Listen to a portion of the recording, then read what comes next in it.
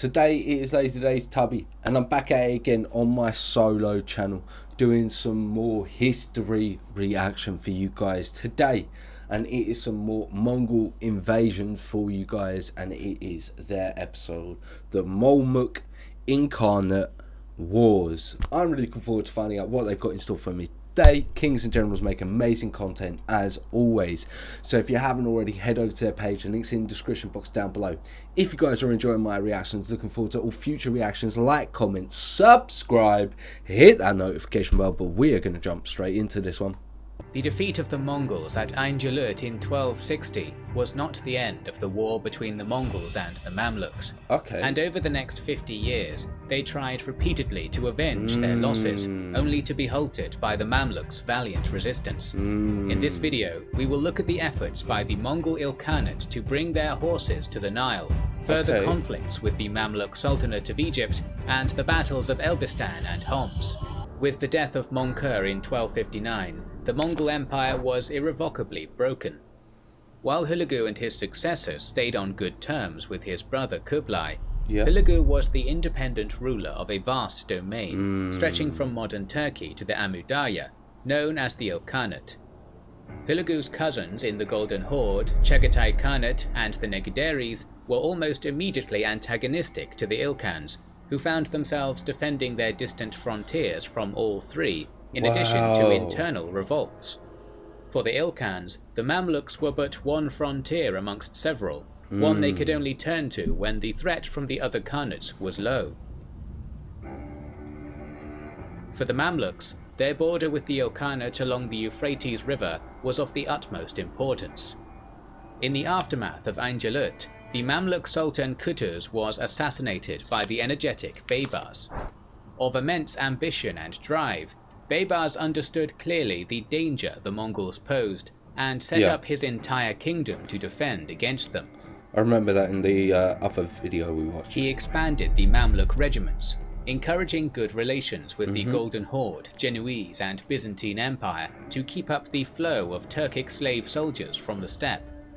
He established a sophisticated intelligence network to inform him on the Ilkhanate and spread misinformation within it. Another thing that goes unvalued is the spy network some of these leaders have. Information is such a strong, useful power. It's not one of the main, it's not the most.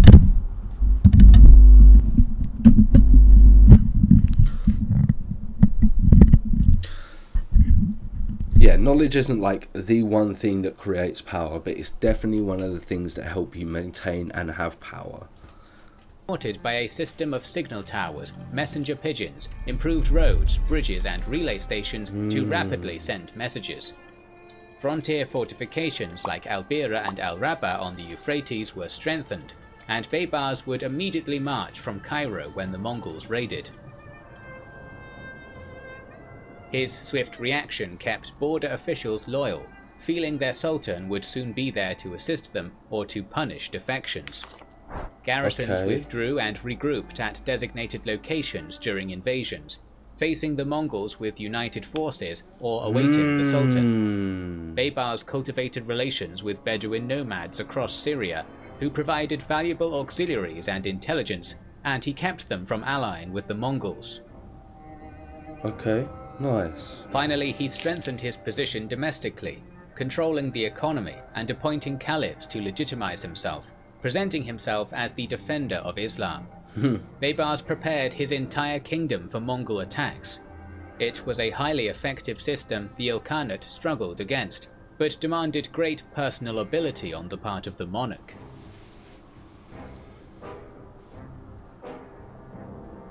After Aingelut in September 1260, a Mongol force of around 6,000 returned to Syria that December under Baydar. This force was defeated by the combined garrisons of Homs, Hama and Aleppo near the grave of Khalid bin al-Walid, aided by thick fog and the timely flanking of the local Bedouins. This first Battle of Homs, where the Mamluks were outnumbered by the Mongols, strengthened the feeling that the Mongols were not invincible, while demonstrating the importance of unified defense rather than having garrisons hiding behind city walls. It just strengthened that what he was doing was correct. Was also the last major Mongol offensive into Syria in the 1260s. Hulagu spent the following years fighting with Berke Khan of the Golden Horde over the valuable territory of modern Azerbaijan, which Berke believed belonged to the House of Jochi. In February 1265, Hulagu was succeeded by his son Abaka, who was distracted by Jochid attacks and the realities of setting up a new empire. Right, okay. Babars used this period to turn to the isolated Crusader Strongholds. From February to April 1265, Babars conquered Caesarea, Haifa, Arsuf and Galilee, and raided Cilicia. In 1268 he took Antioch, and in 1270–71, when Abaka was dealing with Babars really put in work. and Neguderi invasions in the Far East, Babars took fortresses like Babars. Chevalier and Montfort, and planned to attack Tripoli, the Ilkhan's vassal. Hulagu and his successors sent letters to the kings and popes of Europe, encouraging them to take up a crusade against the Mamluks and together defeat them, but this almost always fell on deaf ears. Louis IX's crusades had resulted in utter debacle at Tunis in 1270, which dampened whatever minor enthusiasm for a crusade was left in Europe. Okay, interesting. An exception was the arrival of the English heir, the future Edward I, at Acre in May 1271 with a small force, and Abaka sent an army under Samagar, the Mongol commander in Rum, to assist him. However, Samagar's force withdrew with the arrival of Babars. Edward's troops performed poorly. Didn't want anything to do with Babars. He saw him, he's like, nope. We go. On their own minor raids, and set sail for England in September 1272. Taking part in Samagar's raid was Mu'in al-Din Suleiman, better known as Pervena. Okay. Interesting. Pervena was the dominant figure of the rump state of the Seljuks of Rum. The Seljuk Sultan, Kaykhosrah III, was a young boy, so Pervena acted as co-governor with Samagar, forming a stable relationship. Right. But when Abaka appointed his younger brother, Ejeh, Pervena chafed under the increased financial burden and supervision, and asked Abaka to recall his brother, claiming Ejeh was in cooperation with Babars. Abaka promised to recall him, but delayed. In his frustration, Pervena reached out to Babars. The Sultan's curiosity was piqued, but he didn't commit. By the time his response reached Pervena in 1274, Ejeh and Samagar had been replaced by Tokonoyan, and Pervena didn't respond. Under Tokonoyan, Mongol pressure was even greater in Anatolia, and Pervena's powers were limited. In November 1275, the Mongols besieged Albira, but Babars had learned of it in advance, allegedly due to contacts with Pervena. At the same time, with or without Pervena's support, a group of the Seljuk emirs met with Babars in July 1276, urging him to attack. Judging there was enough support in Rum for him, he agreed, mobilizing his army over winter 1276 and setting out in February 1277. As Babars sped up the Levantine coast, Pervena lost control of Rum as various Turkmen rebelled, and a new Mongol army under Tudawan cracked down on the emirs who had contacted Babars. In Syria, he sent a diversionary force from Aleppo over the Euphrates, while his main army entered Anatolia in late April. After pushing off a Mongol advance force of 3,000 in the Taurus Mountains, news reached Babars that Tudawan was camped close by on a plain near the town of Elbistan. Okay, what's Babars going to do? The armies meeting on the 15th of April, 1277.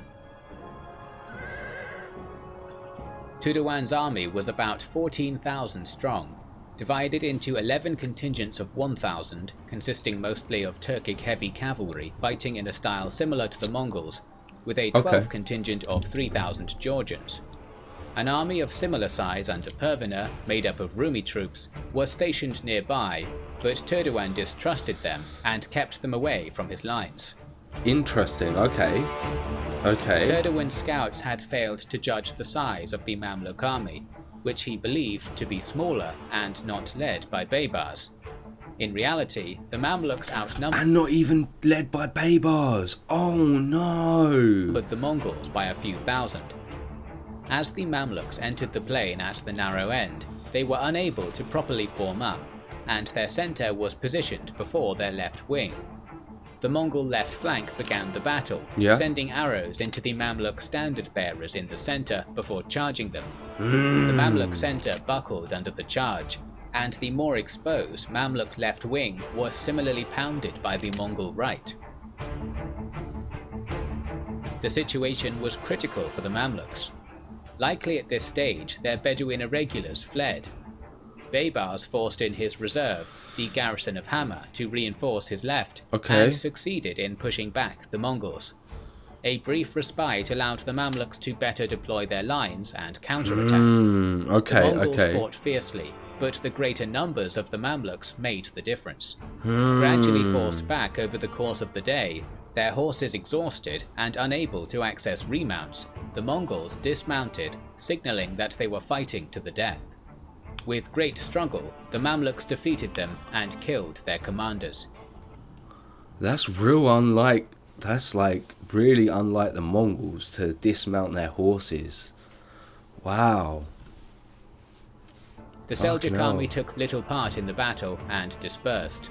Pervena escaped, but his son was captured by Babars, who the next day marched for Kayseri, reaching it on April 20th.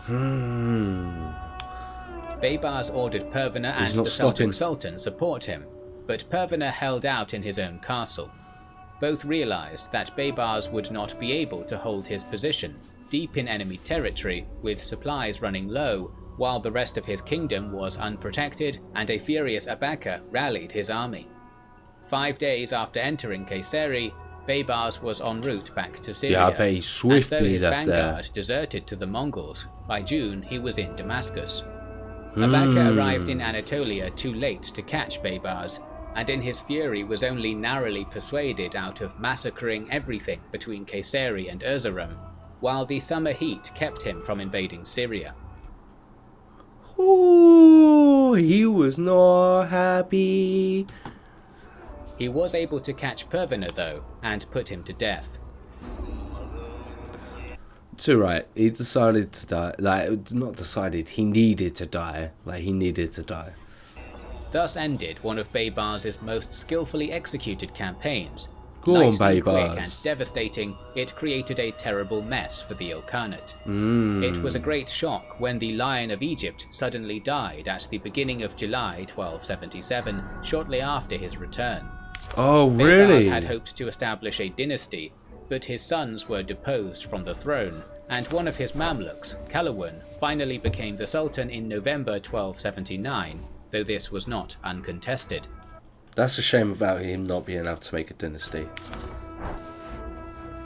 This was a golden opportunity for Abaka, who put together an army under his inexperienced brother, Mongol Temür, who raided Syria in November 1280 with a contingent of the Knights Hospitallers and the vassals of the Ilkhanate, King Leon III of Armenian Cilicia and Count Bohemond VII of Tripoli. In September 1281, Mongol Temür returned again with 40 to 50,000 Mongols, Armenians under Leon III, Georgians, Franks, and troops from the Seljuk Rum. Literally like Abaka everyone. Initially followed with another army, but an attack by the Golden Horde at Derbent forced him to hold back. Right, makes sense. The Mongol invasion provided a common enemy to unite the Mamluk factions fighting for power, and under Kalawan they advanced, reinforced by Syrian garrisons and Bedouins. They reached Homs a few days before the Mongols in late October, giving their troops a chance to dig in and rest on the plain north of the city while making their preparations, as a Mongol defector informed them of Mongol Temür's plans. Most of the Mongol army was to be placed in the center, with the right wing also being strong, intending to overpower the Mamluk left and center where the Sultan's banners would be. Kalawan reinforced his left wing, and positioned himself on a hill behind the vanguard to oversee the battle and act as a reserve. Okay, The exact interesting. Mamluk numbers are unknown, but they were probably slightly less than that of Mongol Temur's army. Marching through the night, the Mongols arrived early on the 29th of October. It was a massive front, over 24 kilometers in length due to the size of both armies. The wings of both forces, being so far apart, had little knowledge of what was occurring on the other side. Interesting. While tired from the night march, the Mongols were eager. The battle was initiated with the Mongol right under Alinak charging forth. The Mamluk left and part of their centre crumpled and routed under the onslaught. Alinak continued his pursuit, and here Mongol Temur's experience and the scale of the battlefield began to show. Proper communication with the command was seemingly absent. Alinak pursued the fleeing Mamluks off the battlefield and as far as the Lake of Homs, where they dismounted to rest, evidently anticipating the rest of the army would soon arrive. A similar charge by the Mongol left wing lacked the numbers of the Mongol right, so the Mamluk right and centre were able to hold and counterattack. Calawun's actual role in this counterattack isn't clear. Some sources have him personally lead the attack, while in others he kept his position hidden, not even raising his banners so as to avoid Mongol arrows. The Mamluks pushed back the Mongol right, and the Bedouins came around to hit the Mongol flank. What? As if the other Mongol horde isn't part of the horde, isn't coming back. Mongol right fell back to the centre, which under Mongol Temur was being held in reserve. In the resulting confusion, perhaps thrown by his horse, Mongol Temur was injured and unable to command. Most of the Mongols then dismounted to make a final stand around the prince, and ultimately routed under the Mamluk assault. Shit! No way! The Mamluks chased the fleeing Mongols right to the border with the Ilkhanate, many drowning in the Euphrates or dying in the desert. So deadly was this rout that Mamluk authors said more Mongols were killed in flight than in the actual battle. Calawun and a small guard remained on the battlefield. No. They were forced to hide their banners and stay silent when the Mongol right wing finally returned, too late to turn the tide. It seems they were able to make an orderly retreat back into the Ilkhanate. Abaka was furious at this loss and intended to return the next year, but died in April 1282. Abaka's successors were not blessed with his same longevity or stability, and until 1295, the Ilkhanate saw a succession of short-lived monarchs and infighting, internal revolts, and renewed attacks by the Golden Horde. For the time being, the immediate Mongol threat to the Mamluks had ended, and Calawun turned to the remaining Frankish strongholds, all possible beachheads for European armies coming to assist the Ilkhans. Cilicia was pillaged, the remaining inland Crusader strongholds were taken, and in April 1289, the Mongols' vassal Tripoli fell. After the death of Abaka's son, Arghun Khan, in March 1291, the Mamluks used the resulting distraction in the Ilkhanate to take the final major Frankish city in the Holy Land, Acre, leaving them with but a few minor holdings, which fell in the following years. So ended 200 years of Crusader kingdoms. With Sultan the Mamluks really did do a lot. Al-Khalil's assassination in 1293, the Mamluks entered a period of political instability over the Sultanate. In comparison, 1295 saw the beginning of the reign of the powerful Ghazan Khan, son of Arghun. Ghazan was not the first Muslim Ilkhan, but by his reign, a majority of the Mongols within the Ilkhanate had converted, and made the Ilkhanate an Islamic state. While Ghazan was a Muslim, this did not change Ilkhanate policy to the Mamluks. In the summer of 1299, a Mamluk raid into the Ilkhanate sacked Mardin, desecrating a mosque during Ramadan. Ghazan was thus able to easily obtain a fatwa against the Mamluks for this, presenting himself not as an he was an aggressor in this situation, invader, but a holy warrior coming to avenge atrocities against Islam, which would encourage dissent among Mamluk ranks. By December 1299, Ghazan and his army of Mongols, Georgians and Armenians under their king Hetum II had crossed the Euphrates. Ghazan bypassed Aleppo and Hama and encamped on the edge of the Syrian desert, where he learned that the Mamluks were gathering at Homs, where they had defeated Menkur Temür 18 years prior. Okay. What's going to happen this time? Rather than falling into their trap, Ghazan chose to outflank them, crossing the Syrian desert and coming out onto a stream some 16 kilometers north of Homs on the 22nd of December. To the Mamluks, it appeared that Ghazan was retreating, and they advanced out of their favorable position to pursue. In a reverse of the Second Battle of Homs, now the Mamluks were forced to cross the desert, exhausting themselves to reach Ghazan early the next morning, while his own troops rested, quenched their thirst, and formed up. Crucially, the Ilkhanate army was under the firm control of Ghazan and his commander Kutluk Shah, while the young Al-Nazir Muhammad could not control his senior amirs. On the morning of December 23rd, 1299, the Mamluks found Ghazan's army was drawn up. Ghazan commanded the center, his general Kutluk Shah commanded the right, and Hetum was on the left. Kutluk Shah's beating of war drums made the Mamluks believe Ghazan to be located there on the right, and to him they charged, forcing the Mongol right back.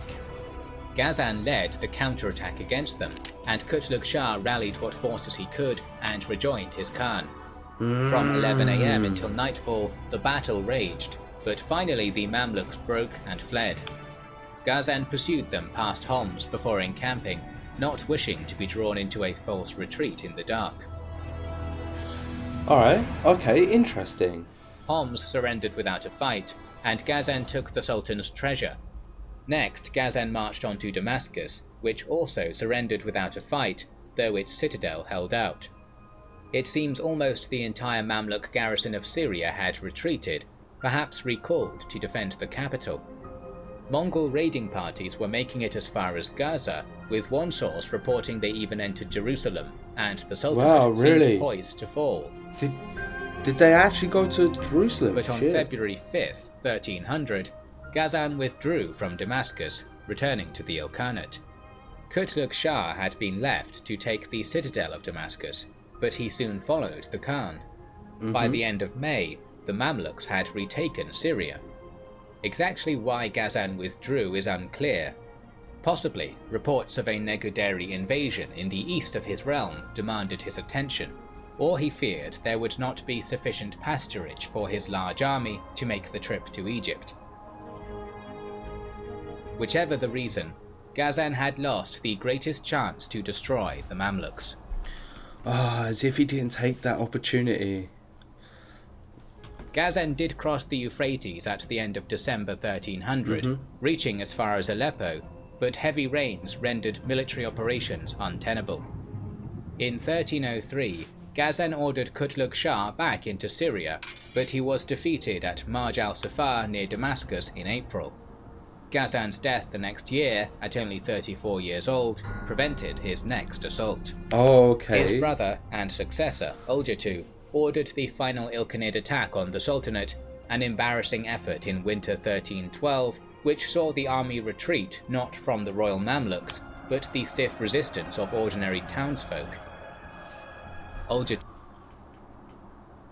Now that was a piss-poor attempt. Tu's son, Abu Sa'id, ultimately organized peace with the Mamluks in the early 1320s, but the Ilkhanate did not long outlive this treaty. Abu Sa'id's death in 1335 without an heir saw the Ilkhanate torn apart by regional commanders, the Jalayirids, Chobanids, Muzaffarids and Injuids, among others, who appointed their own puppet khans. For the Mamluks, they were unable to take advantage of the Ilkhanate's disintegration, as when Al-Nasir Muhammad died in 1341, they entered their own period of anarchy. In Anatolia, the power vacuum from the collapse of the Ilkhanate left the peninsula as a collection of minor beyliks, including one ruled by the warlord Orhan Gazi, the seed from which the mighty Ottoman Empire would spring. All of these states soon interesting. found themselves affected by a new onslaught arising from the fragmented realm of the Chagatayids, Temur. But that is a video for another day, so make sure you are subscribed to our channel and have pressed the bell button. I am definitely subscribed and I have pressed that bell icon. I am looking forward to finding out a bit more about this time period and some more about the Mongol invasions and some more about the Ottoman empires and any other history you guys want me to react to. Let me know in the comments box down below. If you enjoyed my reaction, like, comment, subscribe, hit that notification bell, but I will catch you in the next video.